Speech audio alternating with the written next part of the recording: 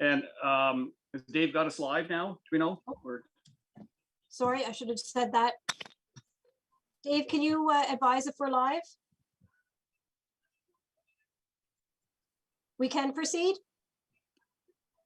That we are live, Mayor Panko. Oh, thank you. Well, welcome everyone. This is a group that I've been really anxious to work with.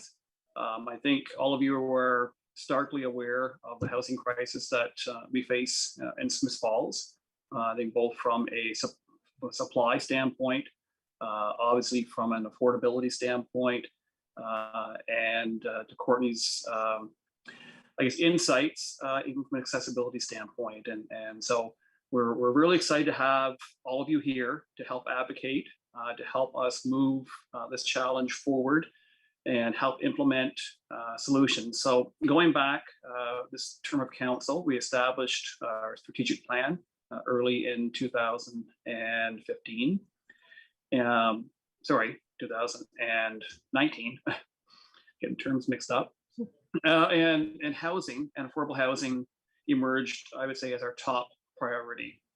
We started a housing task force in late 2019 to help us delve into the issue, to help us get a better understanding and to develop recommendations to take back to council that would, in our mind, help create more affordable housing units within Smith Falls and more rent geared to income units, and to provide a myriad of solutions for council to implement. So the task force recommendations came forward last fall, as many are probably aware, and council adopted the recommendations. There were 17. One of them was to form a housing advisory committee, which is, of course, all of us here today, and a responsibility, which we'll go through shortly, to ensure that we don't simply, I know council has made this a top priority, and we know this is key to the people of our community.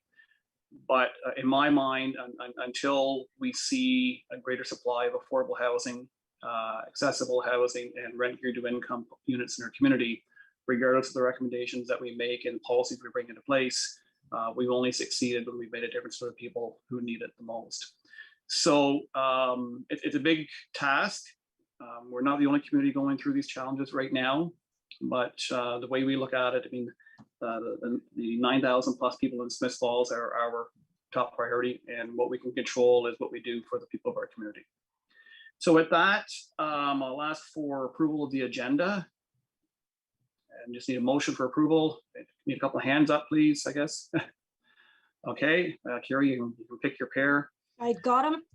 Okay, and let's get into introduction. So I'm anxious to hear from each of you, and as it says in the agenda, your name, maybe a position if you're representing an organization, why did you apply to be on the Housing Advisory Committee, and Aaron, I guess we will hear a little bit more from you a little bit later on, but if you can even talk about your own background and insights at this point. So I'm going to start, I'm just going to go across my screen, and Lindsay on my screen here beside me first. Okay. So Lindsay Blair, and I'm on the the advisory committee as the developer. I've been in development for over a decade now. I started quite young, and my first property I purchased was in Smith Falls when I was 19 on Lawrence Street. So I've been active in the community at a very young age, and my family also has been quite active in Smith Falls. My dad owned Blair Fuels. So I know Smith Falls quite well, and I grew up in Perth, so just a neighboring town. And one thing I'm very passionate about is obviously housing. That's what I've been doing for my entire career. And I'm also very passionate about giving back to community. And one of the main things that you can do is just share your resources. And one of those is time.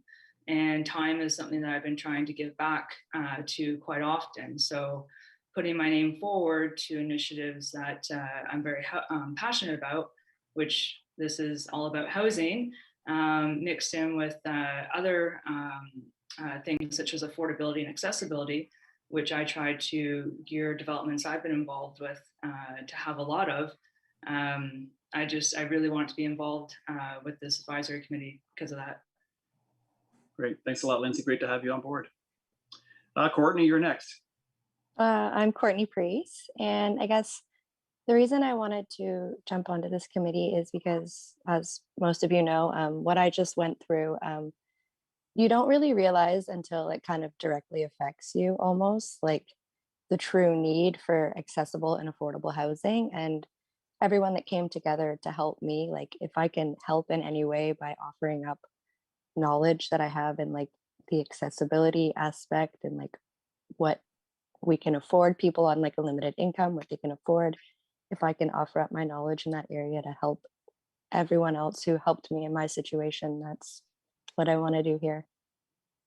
Great, thank you. Great to have you here. Thank you. Lorraine, Councillor Allen. Oh, you're on mute. I have to do that. My office is in our home, and so the telephones ring very, very loudly, so I have to make sure I'm on mute. But I was on the Housing Task Force with the mayor, and you know, we felt like we got a lot accomplished, but it was a lot of planning, and it was a lot of talking about what other communities are doing. And so I'm looking forward now to working with all of you to bring some of those good things to our own little town. I think it's badly needed. I was a teacher here for many years, and I had communities involvement that students and the parents shared with me some of the limitations that they had in their own homes and just the difficulty in finding them. And I think the biggest problem right now that I'm hearing from people is affordability. There are so many of our old homes and our homes that were apartments being transformed into residence homes. It's a good thing. But in the home situation, it has taken a number of apartments and it has increased the rent, I think, a lot in the last, I don't know, Sean, maybe 4 years. There are many apartments now that are $1,500 or more a month. And for seniors living on a limited income and people without a lot of money, that's too much. So we need to work on having affordability, and accessibility is a big piece too. And so, yeah, I look forward to us working together, and welcome everybody. Great. Thanks, Lorraine. And for those of you who aren't aware, Lorraine, along with Councillor Brandon and I, are the veterans on council. We're all now into our 11th year. Lorraine brings a great social conscience that always has to our entire terms together. Carrie. Oh, I didn't think you'd want me to introduce Oh, myself. might as well have you chime in. Well, Courtney knows everything about me now. Everything. I'm Carrie Costello. I've been with the town for 24 years. And as Mayor Panko said, housing has only recently really come up as a priority for council, and it's included in our strategic plan. And as my role as Director of Corporate Services, this initiative fell under my portfolio, and I was quite honored, and I guess quite glad that I was able to sit on the Housing Task Force, which was the task force took place right before this group was appointed. It was a big learning experience for me. A lot of things that you know, I already knew, but when we put them all together in the planning report, I found it to be a real education for me. So I'm happy to be here now to see kind of the second phase of that process, and really looking forward to see what this group's going to do until, you know, with the 17 recommendations that Carl will speak about lately. But a really great group. I saw all of the applications come through and have talked to some of you over email or on the phone, and just really excited about this group. So I think that's it. That's about it. Great to have you as part of the journey here. Thanks, Sean. Aaron.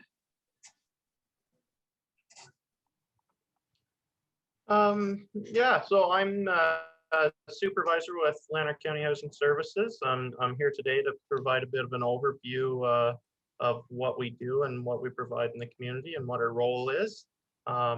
We've got a lot of experience in seeing everyone across the housing continuum or spectrum, and certainly offer any information that I can provide today. We certainly, I agree with everything that's been said. It's certainly come to a head here. So anything we can do to improve affordability, availability, accessibility, that's what our goal is. Thanks, Aaron. I look forward to your presentation later. And Shauna Stone, also from Leonard County Housing, served on our task force, and she helped guide the 17 recommendations that came forward to council. Carl. Hi, I'm Carl Granke, senior planner with the town. I've been with the town of Smith Falls for about 3 years, and I've been elsewhere in Eastern Ontario before then. So I, like Carrie, I joined in with the housing task force earlier on to provide some technical guidance, and my role focuses on zoning, land use, as well as the community improvement plan. I'm very fortunate to have that in my portfolio as well, and that's something we'll be discussing as part of this group later on. And I think it was a tremendous learning opportunity for me as well to understand housing on a broader basis. And I've had the pleasure of working with a number of you over the last number of years as well on different projects. So I'm looking forward to helping out wherever I can, and certainly guiding the discussion on zoning and community improvement plans. So I'm happy to be here, and I'm happy to see where this goes. And certainly I've learned through lots of conversations about how much this is needed, and want to look at land use planning as and the tools that we have as a positive to help to guide positive change in the community, and create a more inclusive community. So I look forward to seeing where this leads. Great, Carl. And obviously we can't do this without you, so it's great to have you on board. Jeff. Hi guys, I'm Jeff Mills. My title is Community Engagement Director at Carebridge Community Support, based out of Elmont, but we work in different areas in the county, including Smith Falls.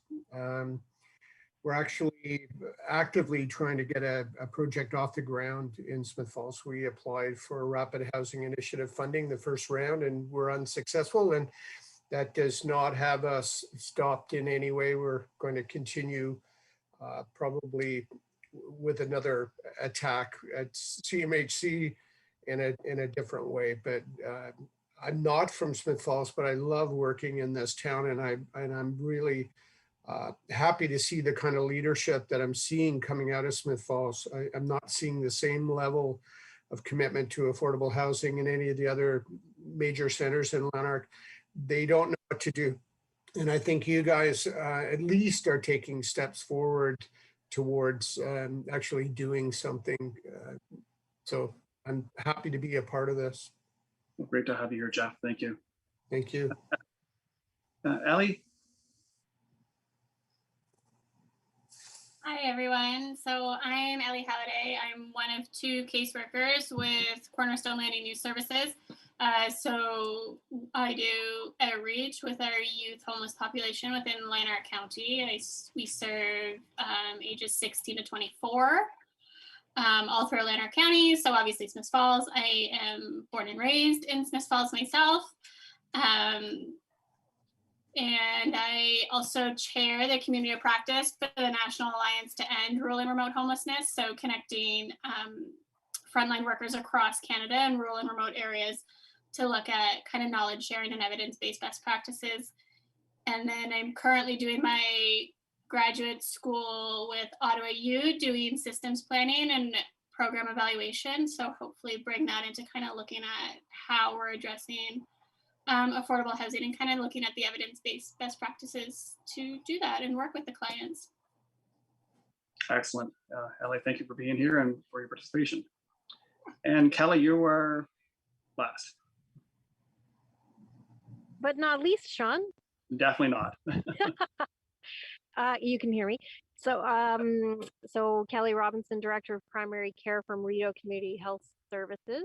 And within my portfolio are those team members who support people who would be affected by other homelessness or transient or having struggles staying in their home. So I'm interested in this conversation, not only in affordable housing, but also how can we keep people in place, and what kinds of conversations we can have about that. So yeah, I'm interested in continuing the conversation. I agree. It was rich, the working group, the advisory, that was a fantastic start, and I love that we're continuing it. And this sounds like we've got the right people around the table. Wonderful. Great. Thanks, Kelly. Even though you were in your car somewhere, but it's great to have you on board here. Okay.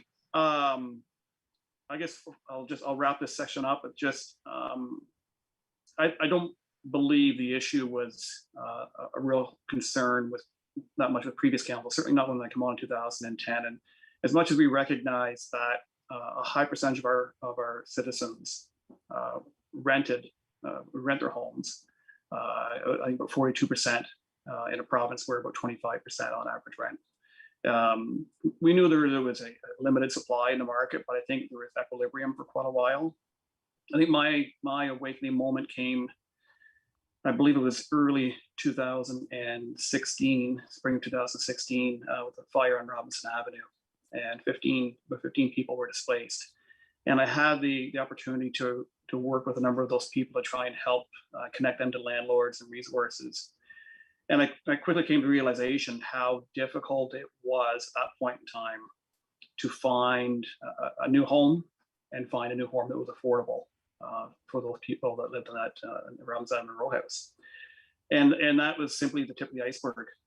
And we know that the issue has gotten far bigger, far more challenging since then. Demand for homes locally obviously has exploded. We have a lot of people who are buying up property in town.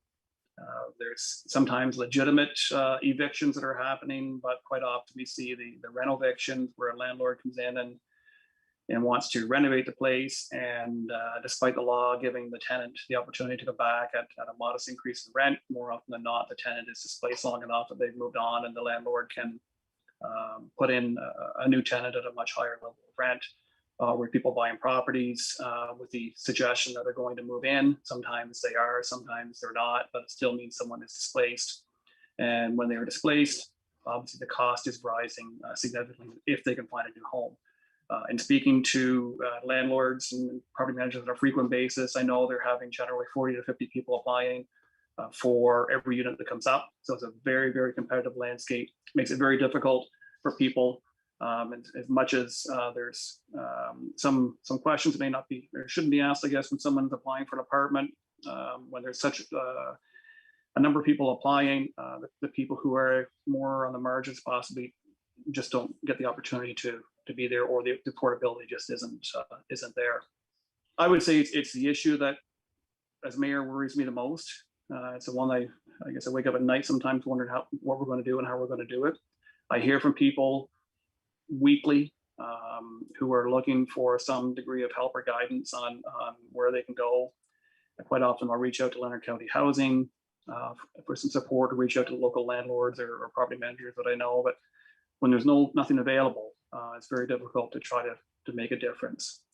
So this is really, the issue has risen significantly in the last few years, and we know that it is only going to get far worse. And my fear is that it's only going to get better if we can find the methods to ensure that developers, say like Lindsay as an example, feel compelled to build affordable units and make sure there is accessibility as well where needed, and to ensure that the people of our community can afford to live here. And what we're also seeing, of course, is a lot of food insecurity. If you were someone who was paying 50% of your rent, 50% of your income on rent before, now you're paying 70 or 80%, you have nothing left over. And when you have nothing left over, now you're relying on the food bank, you're relying on the community meals, you're relying on the goodwill of others to try to make sure you get your nutritional needs met. So the problem compounds. And then, of course, if you're not getting proper nutrition, you're not eating well, you're not housed well, and Kelly and her team are trying to do what they can from a healthcare standpoint, because we know that the spillover is going to affect people's health. So it's a complex issue, and I think we have a council that deeply believes that housing is the foundation of people's security, and we got to find a way to make a difference. And I'm so excited to have this group here today to help lead this forward. I'm very confident we'll find some solutions on top of the 17 that have already been developed. And our work won't stop until we've made a difference. So we'll move on, and I will ask Carrie to take over now. She's going to talk about sort of our code of conduct, some of the formal things that we need to go over before we move on to the other part of our agenda.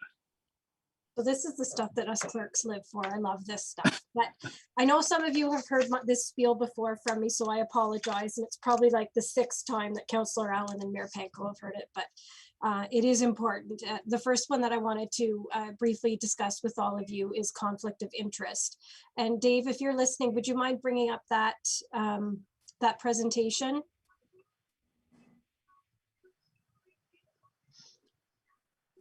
And you can go to the next slide. So the municipal conflict of interest is actually a piece of provincial legislation that council members must abide by. And it's not just council members, it also includes our boards and committees. So in this case, the Housing Advisory Committee. So it requires a member to disclose a financial interest in something in a matter that's being considered by council or the board or committee. And this also means not just making the disclosure, but refraining from participating in the discussion. If you go to the next slide, Dave. So by the definition or the scope is pecuniary interest, which is a financial interest. And most people are under the perception that this includes only if somebody can make money, but it also includes if somebody's going to lose money. So it's either a positive or a negative interest. And not only does it include you, so when there's discussions coming up, if we're talking about a particular property or person, we'd ask that you keep in mind that it also includes a spouse, a child, a parent, is also deemed to be an interest. So you need to be aware of kind of what's going on in their worlds as well, so that you can disclose if need be. Next slide, Dave. This is a lot of information, but just to make sure that you perform your duties impartially, that's what this legislation is for. We just want to make sure you're covered, though if somebody is watching these meetings, that they see that you have disclosed an interest in something that pertains to you. So just err on the side of caution is pretty much what this slide is telling you. If you feel in your gut that you may have a conflict with something that's on the agenda, please disclose that. And there is a portion on our agenda where you can do that in an open format. Next slide, Dave. So indirect or direct personal interest includes, do not include a benefit that is going to be generally accepted across the municipality. And a good example I'll use for this is when council adopts the tax rates for every year. Even though Councillor Allen and Mayor Panko, that pertains to them, because this is a decision that is based on the entire municipality, the conflict of interest doesn't pertain to that decision. As well as the remuneration of council or local boards. It doesn't pertain to that. And then every member does have obligations to make inquiries, whether it be to myself or to another member of the board, if they feel that there may be a conflict, if they need to ask somebody or discuss with somebody. However, it's always up to you to make the decision whether you have a conflict or not. If you have questions about what conflict of interest is, please reach out to me. I'd always be happy to help. We can't make the decision for you, like I said, but we always ask that you err on the side of caution. It protects you in case there is an interest, and it protects the municipality as well. Next slide, Dave.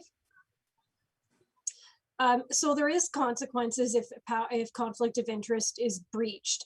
Obviously not anticipating this, but there is reprimands for a member or former member. So this doesn't just cease when this committee ceases or when council, their term is over. This goes in perpetuity.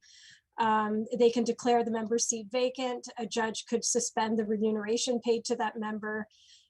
They could also be made to pay restitution if there was a financial gain in that conflict.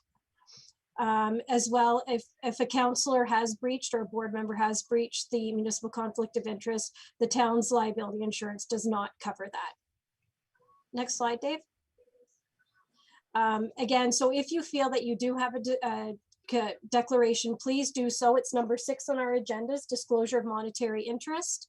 If we have an in-camera session, which is where we would, if we were in person, if there were people or the public present, they would be removed from the meeting. In this case, since we're in a live stream forum or a virtual format, our IT is able to take any members of the public out of the meeting while we discuss something in a closed session.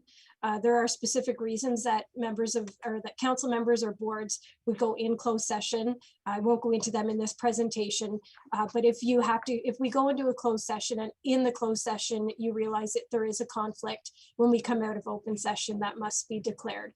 We had that scenario last night with Mayor Panko. When we came back into open session, he was able to make a public declaration that he had a conflict and didn't participate in the discussion. Next slide, Dave. Again, this is what I just went over. If you arrive late in the meeting and become aware of a conflict, even if we're past number 6 on the agenda, please feel free to raise your hand at any time to disclose that. It's important. We will cease the discussion to make that conflict in the minutes to make sure that we're covered. If you're absent from a meeting, at the next meeting, make sure that when we come to that point in the agenda that you declare, even if you are absent. And the conflict should be declared at each meeting at which the matter is considered. If we're talking about a certain property in Smith Falls for a number of meetings, and I'll use Jeff as an example, if he or his company is the owner of that property and we're talking about it for multiple meetings, that at each meeting he would have to declare and not participate in those discussions. Next one, Dave. So we do this with council meeting, but I thought I'd let all of you know that we do keep a registry of registered conflicts. It is a form that clerks have to fill out. If we were meeting in person, which I hope we get to do, we would actually have you fill that out. But since we're in a virtual format, I take note of it and fill it out currently. But we do have to keep a registry of all conflicts of interest. We do it with council and we do it with any of our boards and committees. This is relatively new. This was May 3rd of 2019 that Bill 68 received royal assent. So this is a relatively new mechanism that clerks need to do to keep track of it. Next slide, Dave. So closing advice, this is probably maybe one of the most important slides. Be familiar with the interests of family members that might put you in a conflict. Review our agendas to identify potential conflicts. And ask yourself, is there a reasonable chance that this matter decision may affect me? And I'd always say, err on the side of caution and trust your gut instinct. After you've disclosed, refrain from discussing the matter. In our council meetings, we usually, in the virtual format, Dave will remove you from the meeting. And we also, we're in-person council members will actually leave the council chambers and move to the lounge. And there is a strategic purpose for that. It has been documented in case law where people's facial expressions or gesturing is considered communication. So that's why we are on the side of caution and we remove the participant from the meeting altogether so that that isn't even on the table. And if you decide that you need to disclose, staff cannot give this advice to you. We remain neutral, but happy to give you advice about what the conflict of interest actually says. Next slide, Dave. And that's it for that one. It is, I know it can be mind numbing, but it is very important. The next presentation, which I'll also try to keep brief, is regarding our code of conduct and the use of an integrity commissioner. The use of an integrity commissioner is again, it's a relatively new item. I think we've had one now since 2018. We use the services of Tony Fleming out of Kingston. But an integrity commissioner keeps council members accountable to the public. So they're there, council is able to file applications to them if they think that something in the code of conduct has been breached. So there is mechanisms for people to take when they think that something's been violated from either a council member or a board or committee member. And I hate giving you all of this information on your first meeting when we've just met and this is all doom and gloom, but it is imperative that you know it. Dave, could you bring up the code of conduct? So this is a code of conduct that both our council members must adhere to, as well as our members of local boards and committees. It applies to boards and committees, and also as well as local boards and committees who are also members of council, example being library board or police services board. Next one, Dave. My apologies, excludes police services board. I shouldn't have said that. One thing I did want to bring up again, confidentiality. Obviously, these meetings are live streamed. These are in a public forum. There's nothing confidential about anything on our agenda today. But we do ask that anything that is discussed in a closed session, which could happen in an agenda, that information is held in confidence. It is your obligation as a committee member to keep this information in confidence, even after you cease to be a member on this committee. Next slide, Dave. This is general conduct. Again, this pertains to our council members as well. This is right out of the code of conduct. I really don't see a need to go over this. I think everybody's fully aware, to act ethically, be accountable and transparent for our actions.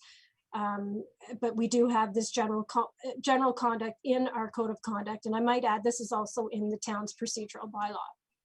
Next one, Dave. Conduct at meetings. I feel foolish having to tell everybody this, but conduct ourselves with decorum and professionalism with each other, respect each other's opinions and viewpoints. Next one, Dave. Conduct at public events. Obviously, if you're out in the public and you're representing the Housing Advisory Board for whatever reason, we also ask that you act in a very dignified manner, respectful of the town with decorum when you're representing the municipality. Okay, Dave? A conflict of interest, like I said, we've already gone over that, but that forms a big part of our code of conduct. So if somebody does believe that a member has breached it, they would file an application with the Integrity Commissioner. So that's how that process works. Next, Dave. Communications and media releases. If you're talking to, usually in a case of a council meeting, or in this case with our Housing Advisory Committee, the chair is normally the spokesperson. In this case, Mayor Panko is both our mayor as well as the chair of this committee. So he would technically be the spokesperson for this committee. However, if you are discussing something in the public eye, please make sure that when you're discussing something, it's what the decision is of the group. If you are making a voiced opinion about your own personal opinion, make sure that it is said that you're making this assumption in your capacity as a private individual. But when a decision has been made by this group, that is how you're supposed to portray it in the public eye. Not that you're not entitled to your own opinion. It's just that if you're in the public eye, please make sure that you represent yourself as making that as a personal opinion, but that the viewpoint of council or the board was whatever it was. Social media is the same. That seems to be the forum now most people use to communication. So social media in any form constitutes communication.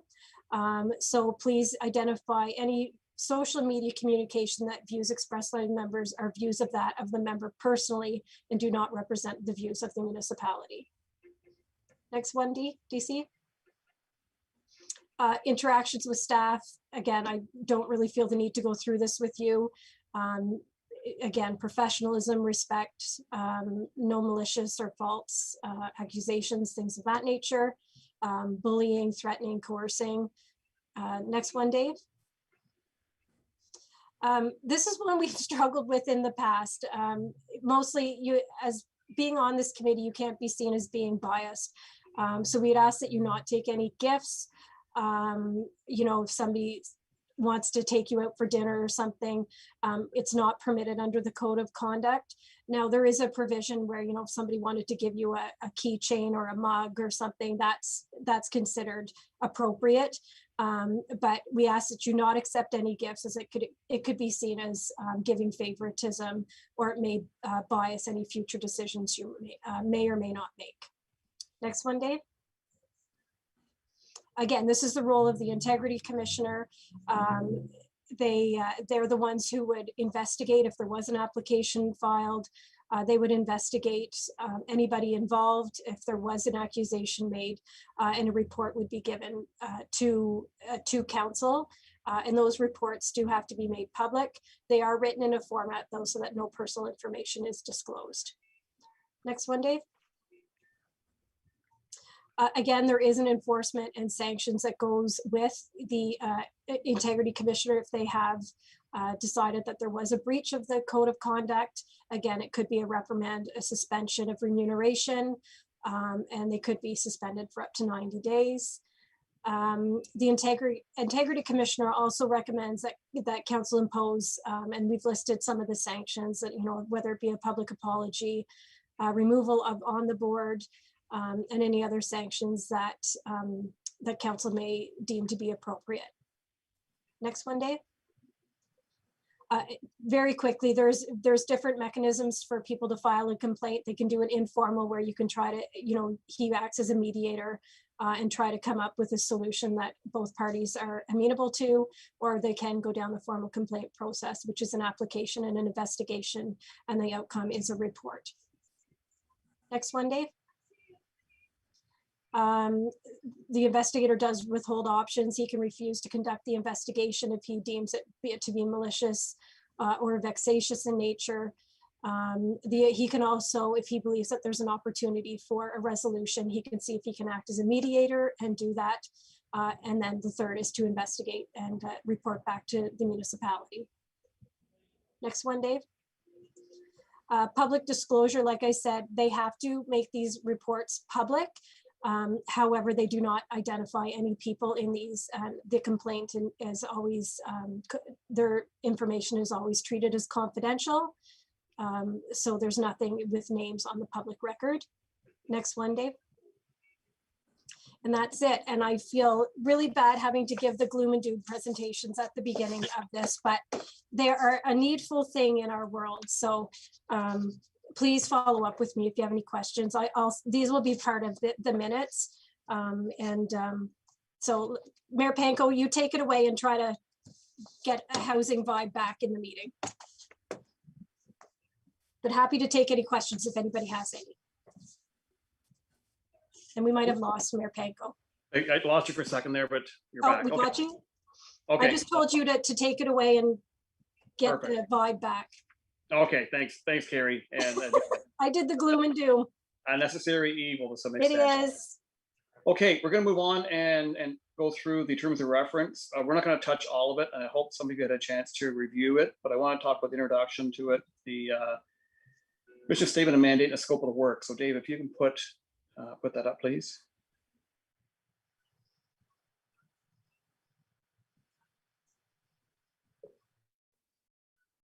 Oh, you wanted the terms of reference, Mayor Panko? Yes. Okay, I will send them to him right away so he can, or I can probably bring them up and share my screen, can't I, Dave? We're having technical challenges. No, I don't think I ever gave Dave the terms of reference, so that's my bad. Oh, But he will have them momentarily. okay.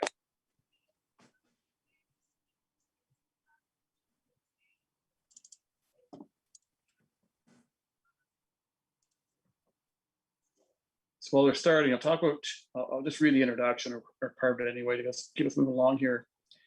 But as I mentioned earlier, this was established in a strategic plan, housing as a key priority.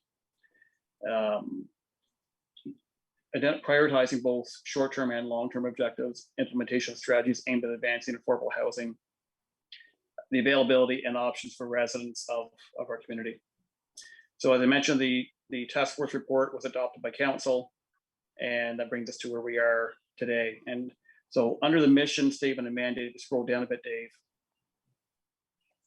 The primary mission is to oversee and assist in the coordinating, fulfillment, implementation of the 17 recommendations set out in the report, and act as an advisory capacity to council, with council being the final decision maker on these. And scrolling down, Dave, Scope of the work, as indicated here. Understand, I guess, the current approaches to increasing access to affordable housing, including review of applicable Smith Falls official plan policies and zoning bylaws. Carl will be talking about that shortly. We actually, council passed a resolution last night to hire a consultant to redraft our zoning bylaw, which is going to be a big part of the future. But there are a number of interim steps that can happen over the next year anyway. Establish a process to engage and consult the public on matters relating to housing, including the hosting of community development and educational sessions. One of the recommendations which we will touch on is probably the need to try and ensure that our citizens understand their legal rights, especially when it comes to eviction and managing with a landlord. Also for the landlord to understand their legal rights and responsibilities. So we're looking at educational sessions as an opportunity going forward. Act as a commenting body to review and update bylaws and policies that are going to be implemented by the housing report, and assist staff with fulfilling and coordinating and implementing the recommendations contained in the housing report. So we've got until October of this year to come up with an interim report, and essentially September of next year for a final report when all the recommendations will be implemented. We don't need to get into the structure, and I think I don't believe there's anything more we need here. One has a copy of it. Rather than get into these details, I'd like to get moving ahead with our agenda and with the delegations. So Aaron, I will let you step up now and talk about the role that the county plays in housing. And can you bring up Aaron's presentation? Perfect. Thank you, Mayor Benko, and we'll get the presentation up here. I want to start off. I was just notified prior to the meeting that we've got some server work going on. So if you lose me for any period of time, or if anything is missed, and I need to repeat anything, just let me know and I'll follow up.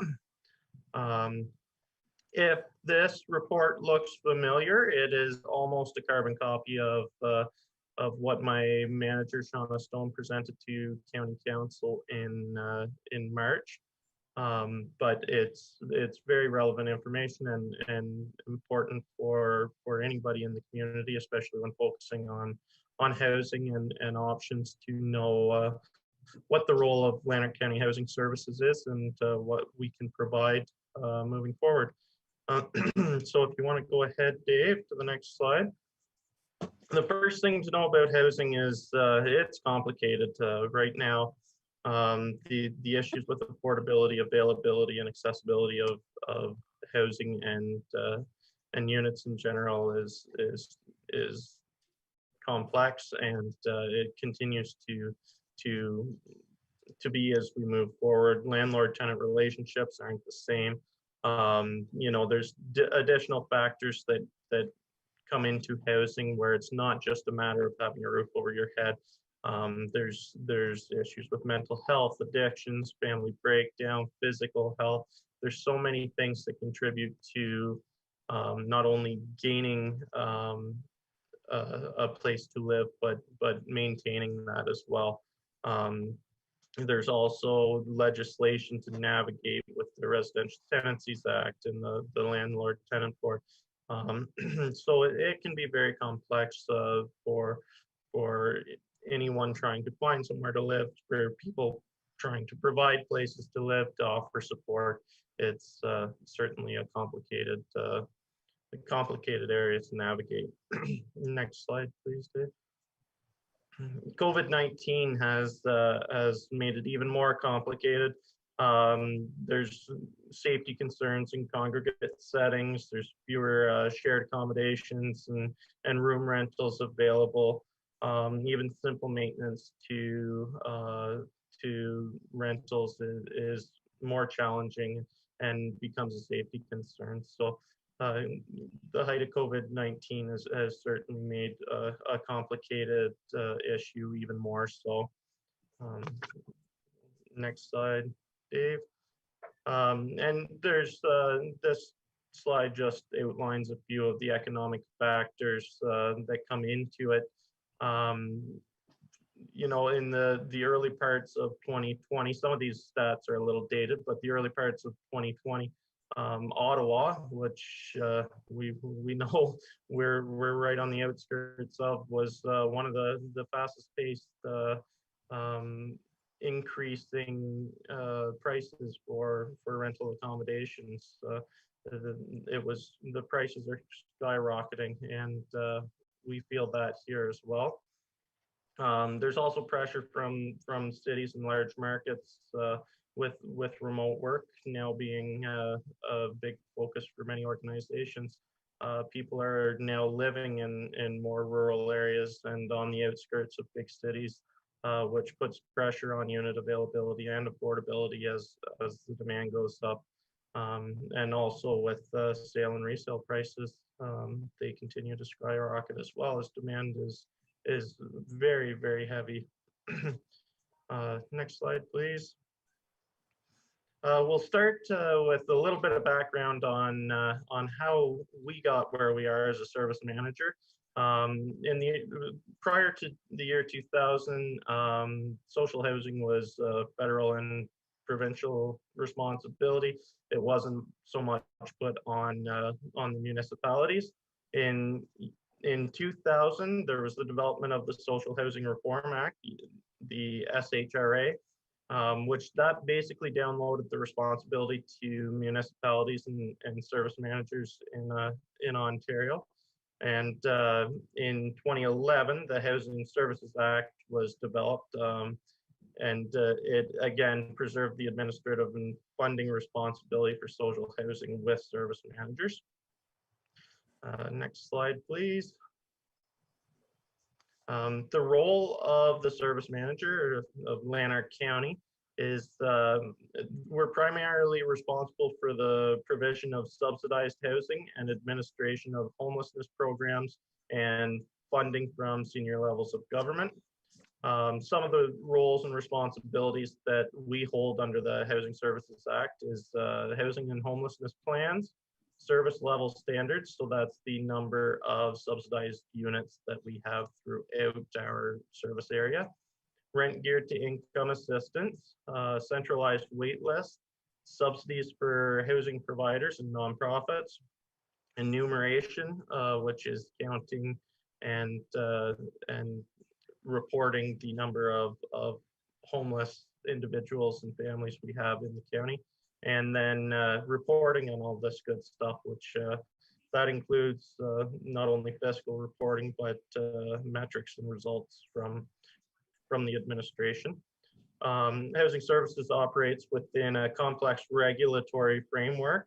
We operate under about 32 different pieces of legislation, such as the RTA, the Municipal Act, the Housing Services Act. So with 32 pieces of legislation, if it seems like it's difficult to change or alter or we're not flexible, that's because it is. There's a lot of red tape involved with how we have to operate. Next slide, please, Dave. This is just a snapshot of Housing Services as a team. We start with the director. We have a Housing Services Manager who was Shauna Stone, who you may be familiar with the task force. You've got myself and 2 clerks and 6 caseworkers. And then on the maintenance end of things, to maintain the number of units that we have an operations supervisor along with 6 maintenance workers and 1 clerk. Just this year, we've had an additional clerk and caseworker approved to join the team. There's been a great deal of pressure, and we serve thousands and thousands of active clients. So there's a lot of demand on the office to get some support. So we continue to try to operate as best we can. Next one, please, Dave. So funding sources, we receive funding and administer funds from across the board, federal, provincial, and municipal funds. The federal and provincial contribute to the Community Homelessness Prevention Initiative, Ontario Priorities Housing Initiative, Canada-Ontario Community Housing Initiative, and Canada-Ontario Housing Benefit. So that's to name a few of the envelopes that we operate under. That there's a bunch of acronyms there that I won't go through because trying to learn all of these will make you go cross-eyed. But there's all sorts of envelopes to which we have to operate under different regulations as well as to report on. So it can be quite complex to try to tease apart. Next, please, Dave. And some of the municipally funded areas that we have is the rent geared to income, which it's the subsidy provided to housing providers under the Housing Services Act. Basically, it is the subsidy that is between what a tenant's rent is determined at and what the market rent is for the housing provider. So whatever that subsidy is, that is municipally funded. Rent supplement is kind of the same operation, but instead of a housing provider, the subsidy goes to a private landlord, and the tenant stays in a private unit in the market. Portable housing benefit, that is a formula based on average market rents, which provides a subsidy top up based again on income of the clients. And then nonprofit housing providers, there's an operating subsidy for nonprofits that's based on occupancy, mortgages, various other things, but allows them to operate effectively within our communities. We'll go to the next slide, please. I won't go through this slide completely. It's just a list of the program allocations. These are all different programs in which we administer funds through. Some of them have one program, some of them are multiple programs. But as you can see, there's a number of items that we have to know the program guidelines for and how to operate within them. A lot of these go towards capital, operating, you name it. The new build is in there under OFI year one. There's a lot to stay on top of and try to get out the door so that we can help clients and the community as best we can. Next slide, please, Dave. This is just a snapshot of what our funding sources are. So Housing Services has a $10.8 million budget, and this is where the money comes from. So 47%, or just over 5 million, comes from the county levy. Just over 3 million is from federal and provincial funding. 2 million comes from rents from the Lanark County Housing Corporation, and Smith Falls contributes about 5% of it as well. If we want to look at the next slide, this is what we spend those funds on. About 4 million is operating costs. About the same is housing programs and benefits. 1.8 million is capital costs, so that's keeping what units we do have in stock, up to current standard and livable. And about 1 million of that is program administration. So we'll continue on to the next slide, please. This is a snapshot of what the housing continuum is. We provide various program supports and services for all points along the housing continuum. It's a fluid process, and people will move back and forth along the continuum depending on circumstances and stage in life.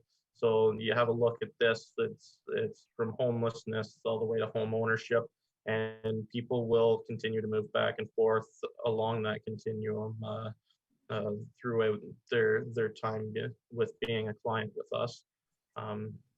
So it's an interesting snapshot to see all the different stages that that a client can touch on throughout. Next slide, please, Dave. This is our 10-year housing and homelessness plan. Within that plan, there were 5 strategic directions. One's to increase the supply of affordable housing.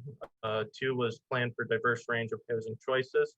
3 was stabilize and revitalize the current social housing stock. 4 is to ensure an adequate supply of appropriate, supportive, and universal housing. And 5 is to educate the community on local housing needs and offer incentives to build affordable housing. We continue to work on that each year, and within the next month or so, our 2020 report card will come out that will offer a snapshot to how we were working on those goals throughout the year, and kind of how we lived up to working towards those strategic directions. This is out of the strategic plan as well. It's a schedule to increase social housing supply and increase our service level standards. Along this is increasing subsidies, physical stock, just finding different ways that we can increase the number of available units and offer more support to those in our community. Next slide, please. Within the housing portfolio, there are 3 different groups that provide RGI housing. The Lanark County Housing Corporation, which consists of 497 units. Our nonprofit housing providers, which is 159 units, and rent supplement agreements with private landlords, which is about 70 units. That is one avenue that we're having trouble with as housing market is very hot. Landlords, they are selling their units, and new landlords don't seem to have the buy-in with the program. We also ensure that under our agreements that landlords are operating under the Residential Tenancies Act. As Mayor Pankow had alluded to earlier, some landlords are not necessarily following those guidelines or the legislation as they should be, so they aren't as interested. And really the motivation to be partnered with the municipality isn't necessarily there either. There is a bit of prejudice against anybody who is on the RGI wait list, which is certainly unfounded in the private market, but there seems to be a lack of understanding. So we're working diligently with private landlords to educate as we can, but certainly not a lot of motivation for rent supplements. On the flip side of that, though, County Council approved this year that any rent supplement agreements that we lose with a private landlord, we can go ahead and replace that with affordable housing benefits. So we will be able to keep that subsidy and hopefully help somebody achieve affordable housing. Next on the list is affordable housing, where the definition of affordable housing is rents that are 20% below average market rent for a specific time period. Lanark County has facilitated the development of 4 affordable housing projects. Rogers Road in Perth, Carebridge has a number as well, and Garden Court has a small number. The 4th project, of course, is 7 Arthur and Carlton Place, where we will have 5 affordable units and 15 RGI units within that building. Next slide, please. Well, we have 5 nonprofit housing providers within Lanark County. We've got Carebridge Community Supports, Carlton Place Municipal Nonprofit, Clayton Seniors, Tayside Community Residential and Support Options, and Tay Valley Nonprofit Housing Corporation. These combine for roughly 159 RGI units. So they are essential to providing affordable housing within the county. Next slide, please. These are some of the programs that we offer within housing services.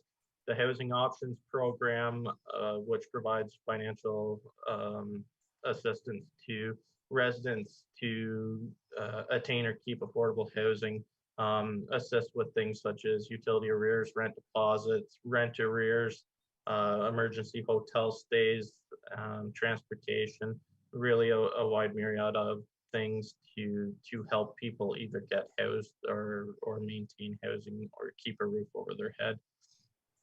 The domiciliary hostel program provides residents and support to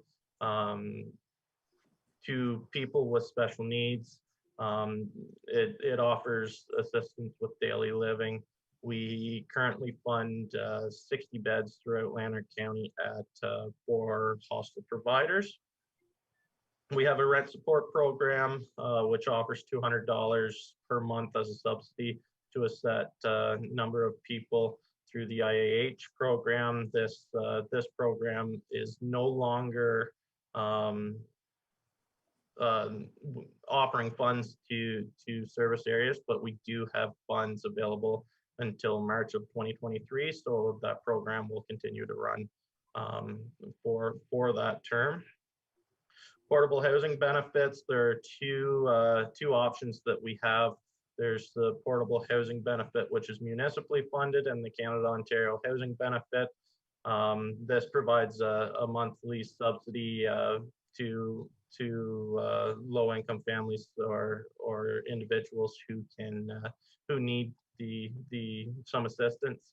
It's based on a formula based on their income.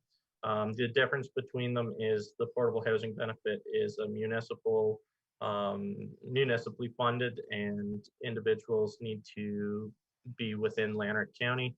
The Canada-Ontario housing benefit is portable throughout the country, and it's funded by both federal and provincial agreement. Next slide, please. Some more programs we have. We've got emergency minor home repair, which is funded through our CHIPPY envelope. It's financial support to residents for emergency repairs such as furnace replacement, plumbing repairs, accessibility accommodations, and this is a straight grant of a maximum of $5,000 per household. The home ownership program offers one-time down payment assistance of up to 5% of the purchase price, and that helps renters get to be homeowners. Renovate Lanark is a program that offers one-time assistance of up to $10,000 per household for eligible homeowners to assist in financing major home repairs such as roofs, windows, furnaces. Again, anything that helps individuals stay in their house when they may not be able to otherwise. Insulate Lanark is a green initiative that has been offered. It's a one-time grant of up to $2,500 per household for assistance in financing insulation upgrades and improvements. And then there's the Homemakers program. It's a very small program, but it offers subsidy for housekeeping or other household tasks that applicants may not be able to take on their own. So it's still a very valuable program that we offer. Next slide, please. And for homelessness, we provide emergency accommodation, food, transportation, last month's rent, if clients are able to find a home to go to. We've got a backpack program, which individuals are provided with a backpack with various toiletries, gift cards, anything to help them, survive the day-to-day things that help them get through the day. Victim Services provides our after hours homelessness placement and work with homeless individuals. They also work closely with homeless clients to try to offer resources and help them navigate their situation. By name list is a newly legislated requirement this year for service areas. So it's something we're currently taking on.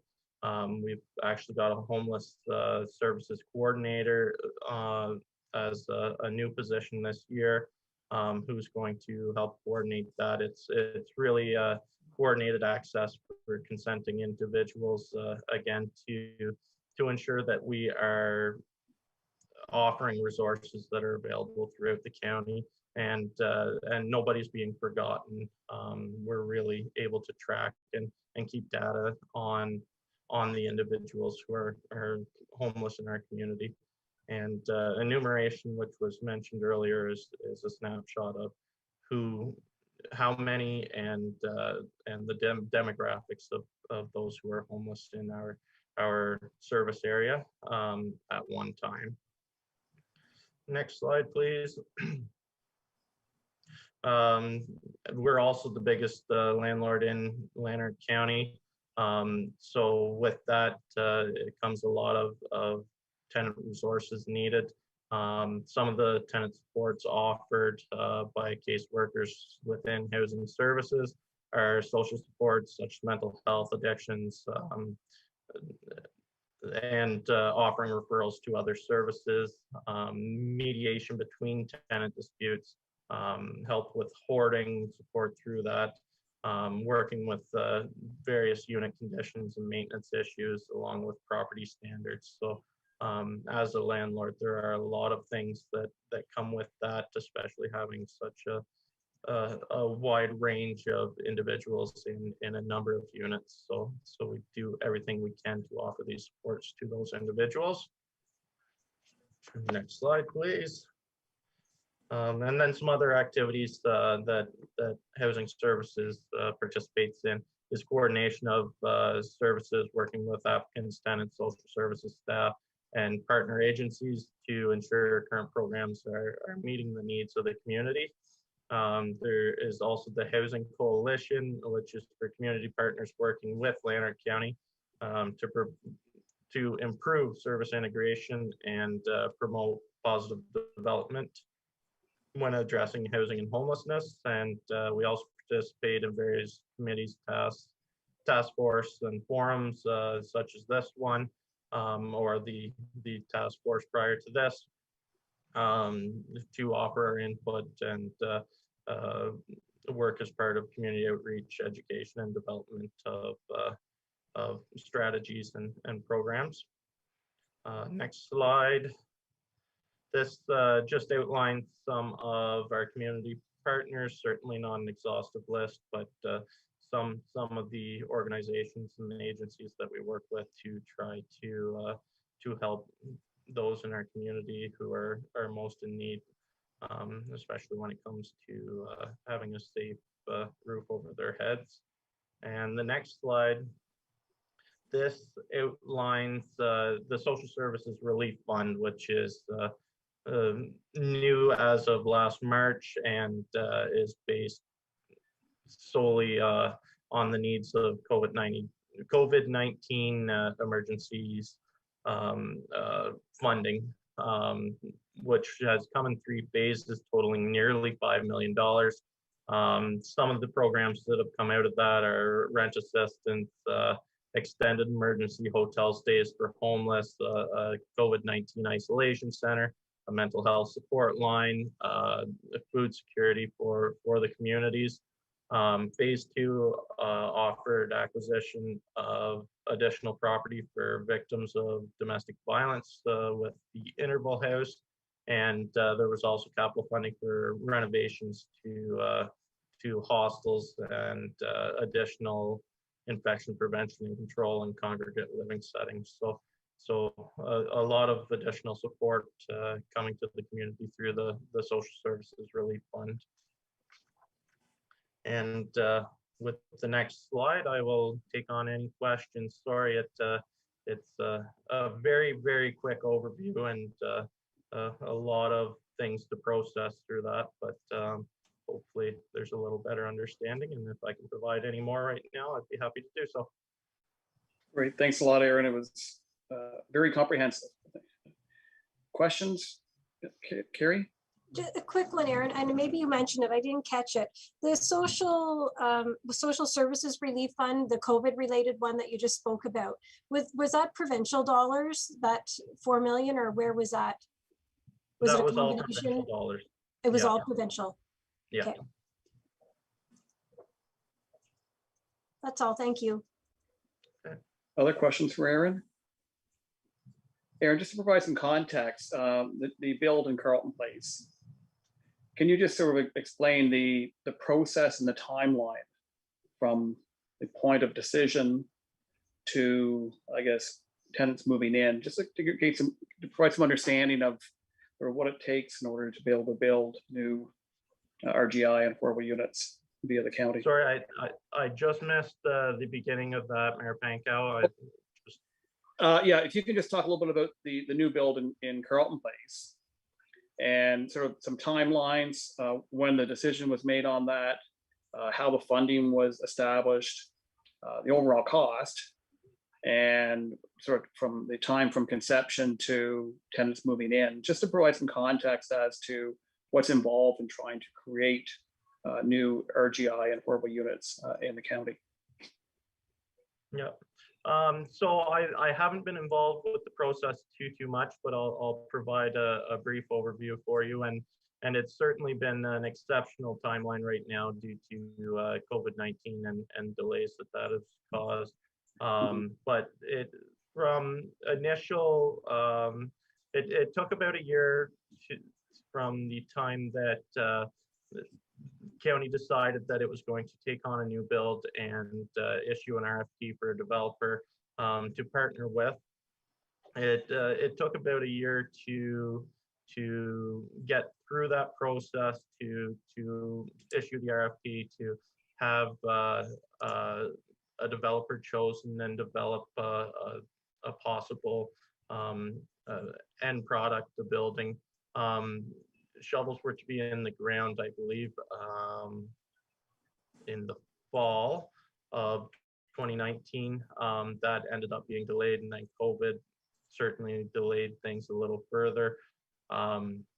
We've had constant setbacks due to lack of materials, stay-at-home orders, various things.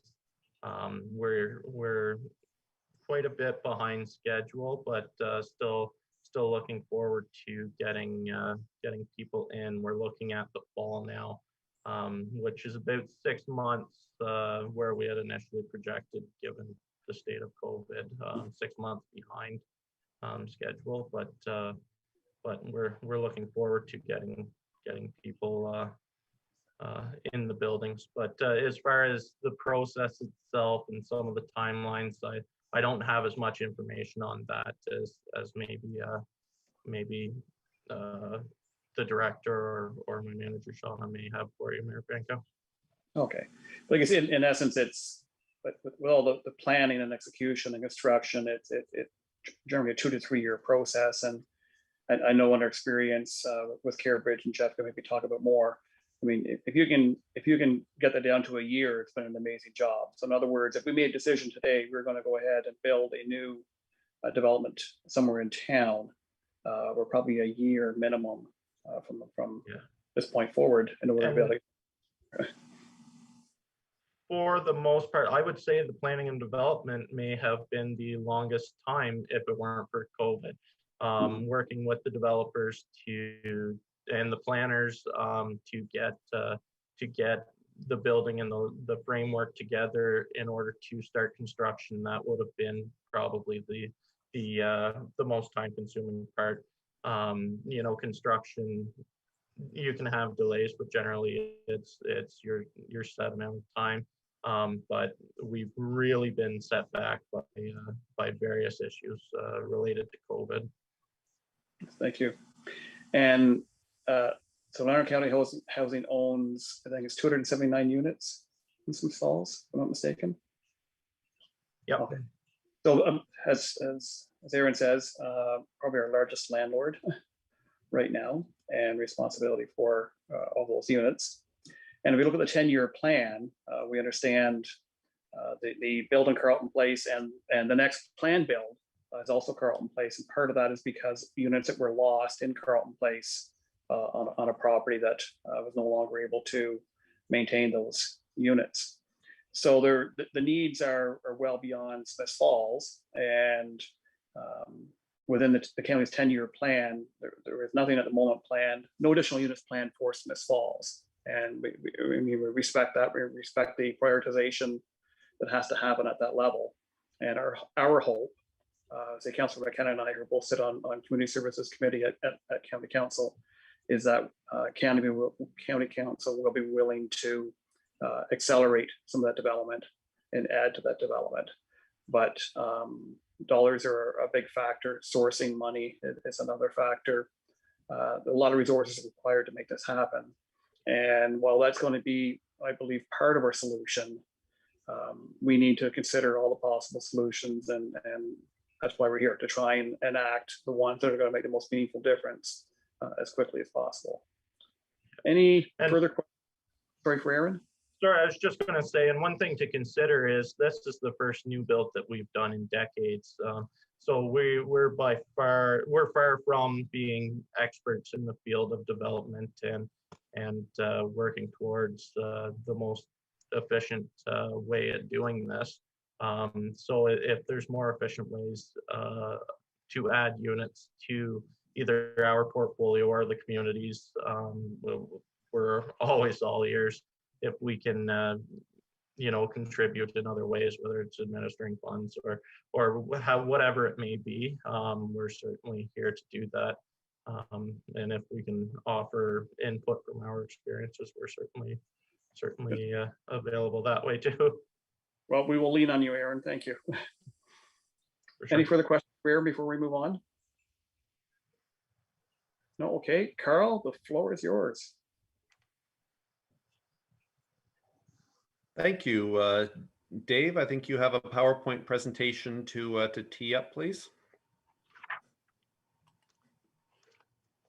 So my presentation will review the work and the recommendations of the Housing Task Force and the housing report that was recently adopted by Council.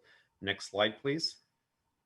So this all got started in the strategic plan, and the strategic plan was undertaken by Council, by the current Council, very early in its term, and housing was identified as a key, as a top priority. And as Mayor Pankow indicated, this has really come to the forefront in the last couple of years, both with the economic development we're seeing in town and various other factors have really driven demand, and has become a key priority. So the Housing Task Force was appointed by Council to examine the community's needs and develop strategy to respond to the demand and explore tools to increase supply and affordability.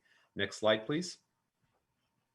So the committee, the task force consisted of 14 members appointed by Council, and some of those members are here on this committee. But it included developers, it included social service organization and a county staff and various other stakeholders who have an interest and a lot of learned expertise in housing and the various social determinants that that factor into housing. And the task force met monthly before the pandemic, and virtually since then. They identified that the work really does need to go on, even though we couldn't meet in person. So administrative and technical support was provided by Carrie and myself, and the housing report was adopted by council at the end of December.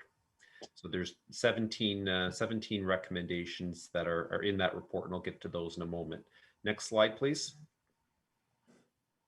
So we took a multi-pronged approach to developing these recommendations, and really learning from each other, and learning from those who've been there along the way and have done something else in similar communities. So the task force was really interested in understanding what's our role and what's the town's role, and focusing on what the town has responsibility for. So that includes policy and incentive tools. So not just zoning, but other tools that we have to promote positive change programs, especially through Lanark County Housing, as Aaron just described. The committee had also undertaken some strengths, weaknesses, opportunities, and threats visioning to identify the positives and negatives about the housing supply, and what we can do. Review existing literature and applicable studies. So some municipalities have already done this. We did hear from the mayor of Belleville, who had a really excellent presentation in March, outlining the studies they've done and how they're implementing it. And I know we took a lot of notes on that presentation. We did a survey of Smith Falls residents, and we identified that while there's lots of residents who've been well established in their homes and feel very secure in their homes, there's lots who do not, and barriers to affordability have been identified as the vast majority of respondents have identified challenges with affordability, even if it doesn't directly apply to them, but they sense it and recognize it within the community. The survey also assessed some interest in certain policy approaches, and that's included within an appendix of the housing strategy. We also engaged in root cause discussions as a breakaway group to look at to identify our scope gaps and opportunities. And that was very helpful in terms of framing the recommendations. Next slide, please. So I'll get into the recommendations, and a lot of these are related to zoning bylaw amendments and other sorts of policy changes that we can have to make it easier for people to develop. And I can speak in a future meeting. I can give a bit more of a little bit more of a summary on what zoning is and how it specifically relates to what we can do. But the idea is, if the zoning doesn't allow something that's desired, somebody would have to apply to council to change the zoning. And while council can always approve a zoning amendment that makes sense for the community, there is a time process. It takes usually 3 to 4 months if everything goes well, and it can take longer if issues emerge through the process. And in working with developers, I think what developers want most of all is certainty. They want to know going into the process what's it going to look like. There is unpredictability in the public process, and it's an interesting balancing. It's a balancing process that we always have to take. And the first recommendation is to take a look at parking. At the end of the day, I don't think anybody really wants to create unused hardened surface, unused asphalt in town where we don't have a lot of spare land. So do the parking requirements we have now, are those a barrier? Does that make development too expensive? Those are the sorts of, that's one thing we'll have a look at. Secondary dwelling units, that's an important recommendation to sort of use existing homes, existing neighborhoods, and accommodate a little bit of infill and additional rental accommodations there. The Planning Act has been amended to require municipalities to adopt policies like this, and that's one thing that we're going to be looking to do in the zoning review that's just getting started. Next slide, please. So minimum dwelling size. So that's another recommendation from the task force, and it looks at accommodating a variety of dwelling sizes, including smaller dwellings, tiny homes, those sorts of things in more areas. Our zoning bylaw establishes minimum dwelling sizes for all types of dwelling units right now. And are those really necessary, or are they necessary everywhere? And that's, I don't know the answer to that, but as we do our zoning review and as we work with this committee, we'll find a proposed approach and take that to council. Reduce the minimum lot size. Ultimately, it's cheaper for developers to develop and for the municipality to service on the longer term if there's less frontage of roads and less frontage of pipes per unit. So if we're 10 houses with 50 feet of frontage is going to cost a certain amount of money, and yet for developers and for the town, if you can squeeze 15 houses on that same frontage, you're going to come out ahead, and it will be less costly to service in the long run. So that's another recommendation the committee had made. Next slide, please. So the committee had also directed us to, or recommended that we look at mixed use zoning, including creating provisions to accommodate residential units around shopping centers. This is something that's becoming very common in urban areas, but trying to find the right mix of development that'll improve the economic viability of the shopping center while providing people a place to live close to the services that they can walk to. There's a community advantage there. And also in the downtown core, I've probably received more requests. The most common theme, I think, of any request that I've received in my experience in the town is from people who are looking at converting commercial spaces downtown to residential. That's not currently allowed in zoning and by our official plan, but there may be some opportunities for flexibility there in certain circumstances, while still retaining the intent of our pedestrian-friendly downtown commercial streetscapes that's supported in policy. Next slide, please. So pre-zoning for density. So there's the town's official plan. That's our guiding policy document that outlines how we want to grow and develop in time. It encourages medium or higher density development to locate on collector roads. There's less of an impact on neighborhoods there. There's probably less of an impact on sort of the local transportation networks, but a lot of the zoning on collector and arterial roads is still low density residential. If we were to create a higher density residential classification along these roads, that would make it easier for that sort of development to occur, and perhaps lower the pressure on some of the local streets. So there's a lot of work that would have to go into sort of investigating how we do that. But I think the committee is keen to see, or the task force was keen to see us at least exploring that. Next slide, please. So those are all. So what I outlined above were zoning policies, and as Mayor Pankow indicated, we did decide yesterday to award the contract for the zoning review, and this group here, the housing committee, will be a stakeholder in that process. We will be consulting with you as that unfolds, and engage you in developing these policies.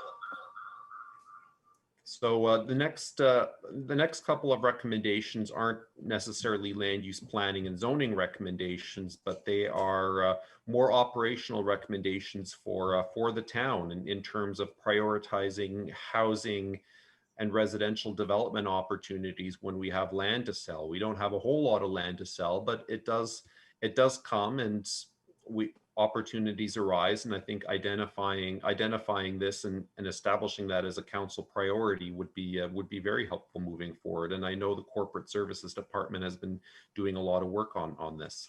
Next slide, please. The property standards bylaw, that's the task force has recommended that we review bylaws relating to property standards and yards to ensure that landlords can be held more accountable for meeting the standards of the property, and review the level of enforcement. That's one thing that's been directed for staff to investigate. Next slide, please. This one here, the affordable housing community improvement plan, is probably one of the most significant and important tools that we have at our disposal to encourage affordable housing. And this is one that the council was very intrigued by when the task force's recommendations were presented in December. But a community improvement plan is a suite of it's a plan that's set forward, and we're guided by legislation, and it typically creates a series of incentives to direct and encourage a form of development that we want to see. So, for instance, in our downtown core right now, we have a community improvement plan to encourage downtown redevelopment. So we have a facade grant, we have interior renovations grants, we have a tax abatement for larger projects. But what a lot of municipalities are looking at doing right now is creating affordable housing grants. And what I've been hearing from developers all along is that they buy into the need to create affordable housing. They recognize the importance of creating an inclusive community, but they can't operate at a loss as well. So there's a lot of work that's going to have to go into this. But what some communities have done is worked out an incentive program to encourage the provision of affordable housing units throughout the entire municipality. So ultimately we go the way council wants us to go. But for instance, if we were to keep the downtown program for its own, but create a new community improvement plan for the entire community and look at tax abatements, look at either loans or some other sorts of tools that are at our disposal to encourage the creation of affordable units. And we've been very fortunate to be able to negotiate a handful of affordable units through various development processes over the last couple of years. But something like this would probably have a much bigger and broader outcome if it's done right and if there's uptake. So that's one thing that this committee would have a very keen look at, and perhaps this committee would serve as an evaluation committee if we were to start getting applications under this. So definitely more to come on this recommendation. Next slide, please. So the next suite of recommendations from the Housing Task Force really focused on education and giving individual residents and home builders the tools and to learn their rights and learn what they can do within the community. And one of those is to develop and distribute a residential development information guide to provide information and support to rental housing developers. So make it easier for our development community to develop and learn what's available for them. Ultimately, we want to work with them to achieve the common goal of creating units in the town. And the content would be defined, but this would likely be led by the planning services department and the building staff. Next slide, please. So tenant workshops and education. These are important recommendations that came from the task force as well, and that includes the coordination and hosting of legal clinics or workshops to help inform tenants, renters, and other landlords as their legal rights within the housing context, and also to assist in the coordination of an educational session to assist new renters and tenants on skill enhancement. And this is really where we rely on the expertise of the committee who has that experience and that knowledge, and there's a lot of really good that was one of the most eye-opening experiences for me through the original Housing Task Force is learning about the gaps in the communication and the education that I know some providers have that some social services and legal clinics have provided, and it gives us an opportunity to promote and give and develop those skills for renters and for tenants. Next slide, please. So also we recognize that the municipality has the ability to, our abilities are limited by funds, limited by jurisdictions, but we have opportunities to develop partnerships. And the recommendation 15 is, it's fairly high level at this point, but council does support and prioritize the development of partnerships with not-for-profit organizations in recognition of their role in creating affordable housing supply with the town. So I think it highlights the need to identify what those partnerships are and use them wherever we can. And also that we meet on an annual basis with Lanark County Housing to address and plan for affordable housing priorities within the town. So you can see there that these recommendations are important, but they need to be fleshed out a little bit. And I think we have a very good, and diverse group here that can assist that and really bring these to life. Next slide, please. And finally, the 17th recommendation is where we're at today, and that's that council appoints a housing advisory committee to oversee and assist in implementing the recommendations of the task force. So I think what nobody wanted to see was a task force with a lot of work and a lot of thought that had gone into it sit on a shelf and collect dust. I think to bring this to life and to move this forward, we need to establish this committee to guide us and to assist all of us collectively as a town to bring these recommendations to life. And as Mayor Pankow had indicated earlier, the committee is going to would be overseeing and guiding and monitoring and assisting in all of this. It's a very important step, and that final recommendation is definitely not the least of the recommendations. Next slide, please. So the next steps, that is, of course, the implementation. Roughly, probably about half of these recommendations are related to zoning. So that zoning review is just getting started, and there's lots more discussion to come on that. Community improvement plan, that's another item that we will likely be taking to with this committee's direction and discussion. We may be taking that to council for direction. There's obviously a budget impact on that. And then those other broader themes of policy and bylaw amendments, development of educational framework and materials. And we rely on the subject matter expertise of the committee members within this group, and also all of our contacts in the community, and monitor the progress and assess impact. So I think this is a pretty high level summary of the recommendations of the task force. I believe it has all been provided to everybody, but if you don't have a copy of the task force report, please reach out to Carrie or I, and we'll be happy to provide you. And I'll conclude my presentation there and pass back to the chair. Thank you. Thank you, Carl.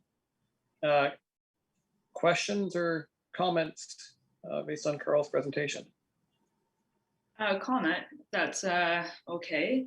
For the recommendations, none of them have really been implemented except the task force, which would be number 17, right? Okay. Yeah. I see just on the recommendations, a few that could actually be collaborated. I don't know if that's open for discussion now or to a next meeting, but I took some notes just listening to Carl go through them, and can just give my input on those if that's okay. Absolutely, and Lindsay, we know you bring unique perspective to this. Yeah. So and go ahead, continue. Okay, so one thing I noted was recommendation number 9 about the available land in the town, and figuring out what land the town owns and what could be sold. And a comment made by Aaron as well, I think item number 12, which is providing information. A lot of the barriers for a developer to come in and make affordable housing is going through that planning process first. and also the uncertainty. And I see an opportunity with us looking at the available land in town, working with Carl, and whether or not we wanted to provide an outside planner as well for different perspective, and actually putting together a proposed development that then a developer could buy. So if a developer could come in and buy land that was already approved, didn't have to carry the cost of that land or the uncertainty going through council, I think you'll get a lot of developers, many of whom I would know, would be willing to come into town if they knew what they were buying was approved and ready to go. And if there is land available, I think we can look at that and figure out, with Carl's help on zoning, what is good zoning and good policy, whether that also means an amendment or not. Carry the burden of carrying the land. The town already owns it, so they don't have an interest cost in carrying that land throughout that 4 to sometimes 8-month process. And then you can actually sell land at an even higher value to a developer, or say to the developer, buy it at this cost, which maybe is a discount, but please ensure that X number of units are affordable. Please ensure that all units are accessible. And put in implementations like that.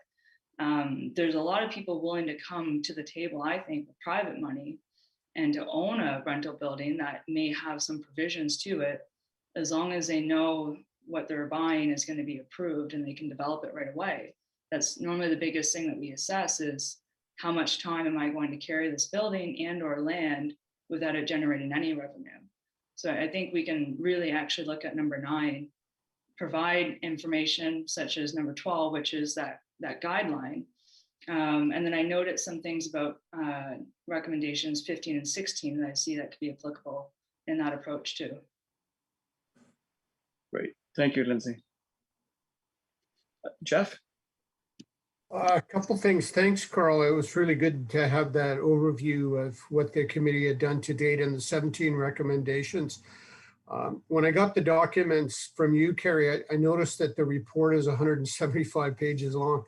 And I think it would be great from a PR perspective if we could take those 17 recommendations and put them on 2 pages so that we can speak to it when we're talking in public or meeting with people, and the public at large is going to buy into a document that gets right to the heart of the matter, those 17 recommendations. Absolutely, Jeff. I'm not trying to add work for staff, but you've already got the PowerPoint. I think the document wouldn't be a big leap. No, just a cut and paste. Yeah, I think that would be helpful for all of us. Absolutely. It would be our little cheat sheet that we put beside our laptops when we come to these meetings, to just know that we're talking to one of those 17 recommendations. No, great suggestion. Further to Lindsay about availability of land, I know that Cambridge is in has a slightly different business model than private developers when it comes to developing public housing. I think that we need to, when we're looking at land, we're often looking for fairly almost free land because it helps us to develop public housing. That said, I think when we're looking at those recommendations around public land, we should be looking at not-for-profit developers who are trying to build affordably, and I admire them for that, and not-for-profits like Cambridge, because there's a slightly different business model there that can make 2 different kinds of affordable housing affordable. And one thing that we've had conversations with the town about tax sale properties, and the beauty of a tax sale property, I think, to the municipality is it's in essence found land. So if there's some strong language going forward about what you do with tax sale properties, I think that can help our case for affordability. And maybe some of those could be earmarked as public housing, a land bank for public housing. Just say. Great. Thanks, Jeff. Carrie? Jeff, when you say the tax sale properties, You mean like if ones that go for tax sale, if the town has to vest them, if it's a failed tax sale, that the Yeah. town vests them and maybe have a policy in place about that? Yeah, I'm thinking that some of them may not even be appropriate as affordable housing going forward. Depends on the situation, but I think if there was a policy that kind of gave first dibs to what you do with that. I'll use a local example here. I'm hoping to have a conversation with our mayor in Mississippi Mills because there's a 4.2 acre site on the edge of Almont that's coming up for tax sale. And when we talk to them about what's available to build public housing, they say, well, we don't have anything. And they stand to do quite well by selling that to traditional developers, because our town is growing much like Smith Falls is growing, and the same types of problems are being generated because we're building in the same kind of way. We're building houses that people from Ottawa want. We're not necessarily building houses for people who are trying to live here need. So I think if we had a policy around tax sale, the sale of properties that have come up for tax sale, that leans it towards being used for affordable housing, and we can look at what the definition of that is and how that would work for Lindsay, how that would work for Carebridge. I think that going there first rather than seeing this as a cash cow, because I know that property in Almont will go for well over $1 million plus. And what we'll see is a developer build the same kind of stock that of course we need, but it's not addressing affordability. Great. Thanks, Jeff. Thank you. Kelly. Yeah, I echo Jeff's comments, Carl. It was so great to hear the synopsis of the work we've done so far and everyone's done. I couldn't get the document open fast enough once I got back to my office, my home office, to see what the recommendation was for the category of things like the education sessions, the information guide, the resources, the skill enhancement, all of that. But that, whatever those recommendations are. I remember before we, right when when the pandemic was declared was our last meeting where Corey Turnbull helped facilitate a conversation about just do it. It's kind of like we Gantt charted a bit, if I remember. And so some of what I think a couple of us thought we could get to right away, and where I can offer my, how I can contribute would be to help with maybe even a smaller working group that could focus on, even if for the short term, do we have a virtual something, sharing of resources for people, since we can't bring people physically together. I think we could create some sort of opportunity for learning and knowledge transfer. And so I'd be happy to contribute.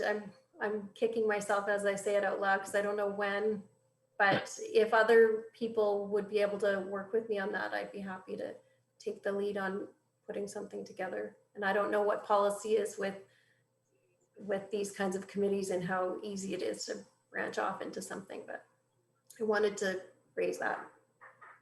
Well, thanks, Kelly. And with the 16 recommendations, aside from creating our group, many we'll have to drill down much deeper into.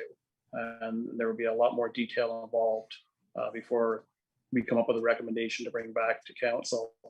When it comes to the educational sessions, I agree. I think that's something that we could do relatively soon. And I think they are absolutely critical. The most affordable house or home anybody has today is the one they're in. And we find all too frequently, and Courtney, we know your experience, if we want to even share it further, maybe not everyone is aware, but homes and apartments are being bought up and tenants are being squeezed out. And in many times, the proper process is not being followed. In many cases, what's being identified as the reasons for eviction are not necessarily sincere. And I think the biggest difference we can make is trying to ensure that people who are housed today stay housed in a place that they can afford. So those educational sessions, I agree, Kelly, are absolutely critical. And I think it's something we could pull off very soon. Further comments and questions? Ellie, sorry, you didn't miss that hand in the top corner. That's okay. Yeah, just on that education piece, I sat in on the Housing Coalition meeting with Leonard County yesterday, and I mean, the legal aid clinic is hoping to do something too. Kelly, like Linda, I know Linda Tranter, she's trying to arrange kind of some educational pieces around that to kind of prevent, I guess, inappropriate evictions. I think another thing that we need to look at is, as you're right, Sean, like the most affordable housing is where people are. So I think we need to look at, like, what do they need to stay there? A lot of people, there's an 8-year wait list for our social housing. Obviously those people are somewhere. So maybe how can we get them off that wait list or make where they are more sustainable for them? Great point. The other thing too, and Aaron's gone, but the social service relief funding that came in as a result of COVID, and he walked through the numbers, I think about 5 million that our county received. That has enabled people who would otherwise be homeless to stay in a hotel for months at a time. And while it's far from ideal, without that funding, those people would have been literally homeless long ago. And of course, the risk that exists today is when that funding stops, the county doesn't have the resources to ensure those people stay housed. And they will be, we don't know where they'll be able to go. So it's a real concern. I mean, we know that there's a short-term solution in place, but we know that it's not sustainable. So to the points earlier in Carl's presentation, I believe we can prioritize which ones we believe we can tackle first, maybe ones that are easier to implement and sort of cross off the list, and are also meaningful. So it's that balance between what's the most meaningful, what's the quickest, what's the easiest. So we need to find the best method to prioritize in order to make sure that we can make a difference as quickly as possible, at the same time recognizing that we've got a short-term crisis we're not going to solve in the short term. We need to be both, I guess, the crisis management, but also that strategic thinking about how are we going to make sure we get everything done and ultimately reach our objective of ensuring that everyone in our community who has an affordable place to live and an accessible place to live if needed. Carrie? Sorry, Sean, I just wanted to say, just because we're coming up to 3, I think maybe for our next meeting, that should be the agenda item would be to prioritize. And once we all concur with the prioritization of the recommendations, maybe the first couple on the list we can dive into at the next meeting. But maybe that be our sole focus at the next meeting would be to prioritize and maybe put some timelines on the recommendations. If everybody, Lindsay alluded to that when she made her comment after Carl's presentation about how to kind of take, one bite at a time with, how do we want to handle these recommendations? So I don't know if everybody feels that way, but maybe that's a way we can start taking bites out of this. Can we use, I know this is a different group, but can we use that discussion that we had where we did kind of mark it out at the last meeting of the task force and build on that? Because I think we did hash that out just a little bit. Is that minutes, Kelly? I'm not. I can find it. I think Corey had his. Oh, I know what you mean now. Flip chart paper. Yes, he put that down in a Word document, I believe. I think so, yeah. Okay. That might help us to launch from. I'll find that and circulate it to everybody. And if I can't find it, I know where to find you. Okay, Jeff. The thing that I'm not from Smith Falls, but the thing that I'm seeing here is great leadership. And I mentioned that earlier when I introduced myself. And I think that we almost have a social responsibility to tell this story and encourage the other 8 communities in Lanark to follow our lead. You know, I don't know any of the others that have 17 recommendations that are positive working towards affordable housing.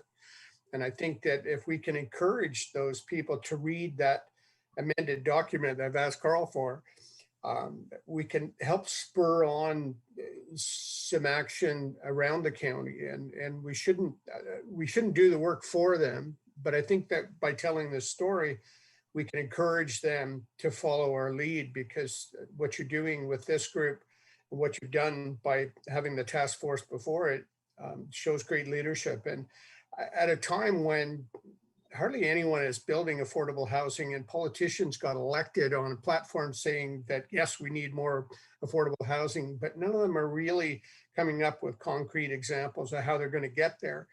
This might be a little bit of a teaser roadmap for them to get them kickstarted into doing something positive. So not that we want to be all things to all people, but I think we need to tell this story so other communities in Lanark can follow suit. Thanks, Jeff. And I guess to provide context there, I mean, the town is a separated municipality, as an agreement with Lanark County for housing. And of course, the county is the service provider for the province for the area. And it provides all these programs that Aaron went through earlier. We have no direct link to the province for funding for any of these programs, so we rely on the county. We don't own housing, we don't manage housing, but that's not to say that that could not be an outcome of this whole process. Our preference, I believe, would be to partner, as we've indicated in the task force recommendations, to partner with organizations like CareBridge that have the experience and the wisdom, the know-how, the capability, and also the ability to attract funds from CMHC or other federal provincial grants to do this. So in many ways, we're enablers, but we also recognize that we're going to have to be financial partners in many ways. To Carl's point, with the what would I hope will be a community-wide community improvement plan for affordable housing, would provide us with a mechanism to provide financial incentives. So as an example, if someone owns a home and says, I want to put a secondary unit in my basement, I want to put an apartment in my basement, do we provide a grant for that? And how much is that grant? Or do we provide a reduction in their taxes for a period of time? If CareBridge, when CareBridge builds their development on Chambers, 28 units that are planned for there, council's already indicated it is agreeable to providing a degree of tax relief. And from an operating standpoint, and Lindsay and Jeff understand this better than I do, your taxes are part of your operating model, part of your operating expenses. And if you can have a reduction in taxes for a defined period of time, it helps create better affordability and helps make sure that your financial modeling works. So there's a lot of roles we can play. The question for this group will be, which ones do we implement the quickest? Which ones are going to make a difference in the long run? And that prioritization, as I mentioned earlier. Further comments? We're coming up to our conclusion. I also, from a frequency standpoint, our task force had met monthly. COVID threw us a bit of a side for a bit, but we quickly refocused and got done what we need to get done. Do you believe, and I'm going to look to staff as well, but Carrie and Carl, because the more we accelerate this, the more pressure we're putting on the two of you, and we know that you're already heavily overworked. Does the group feel that a monthly meeting is appropriate, or would you like to convene more frequently? I'm inclined to say more frequently. I think if we want to tackle things. Okay.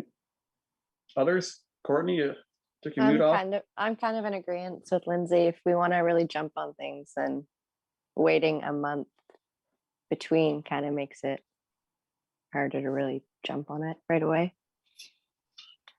Great point. Does this time work for everybody? Like Wednesday afternoons? This was kind of our inaugural meeting, and if this time it doesn't work for everybody, we can see if there's a more convenient time for everybody. But because we can do a bi-weekly but if this time and every 2 weeks works for everybody, we can do that. Fine with me. Fine with everybody? My Good with preference. that? Yeah, my All preference right. You'll be getting Let's see. meeting requests this afternoon.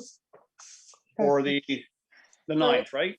The next meeting will be, sorry, I have to look at my calendar. Yeah, Yeah, June 9th at 1 p.m. And then after that will be the 23rd Perfect. and so on and so on. So why don't we get a block in our calendars now? Yep.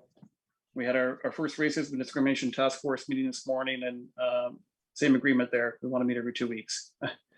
Get some momentum going, keep it going, get done what we need to get done. So that's great. Thank you, everybody, for that. Okay, any closing comments before we wrap up? No? It was nice to meet everybody. Yeah. Yeah, I'm Thanks. happy to be on board here and be part of this, and happy to see what we can do for everyone. I think we've got an outstanding group that will get some real meaningful stuff completed quickly and also strategically. So thanks for your time today. We will continue to share information as it comes forward. Feel free to reach out if you have any questions or comments in the meantime, and we look forward to seeing you in 2 weeks. Perfect. Bye, everybody. Hey, Everyone. bye.